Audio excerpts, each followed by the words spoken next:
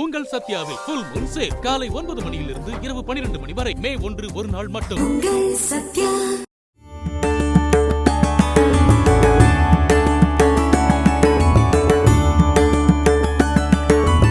சித்ரா பௌர்ணமியை ஒட்டி காஞ்சிபுரம் அருகே ஐயங்கார்குளம் கிராமத்தில் பூமிக்கு அடியில் 20 அடி ஆழத்தில் உள்ள நடவாவி கிணற்றில் ஸ்ரீதேவி பூதேவியுடன் வரதராஜ பெருமாள் எழுந்தருளி நடவாவி உற்சவம் வெகு விமரிசையாக நடைபெற்றது. ஏராளமான பக்தர்கள் கோவிந்தா கோவிந்தா என கோஷமிட்டு வணங்கி வழிபட்டனர்.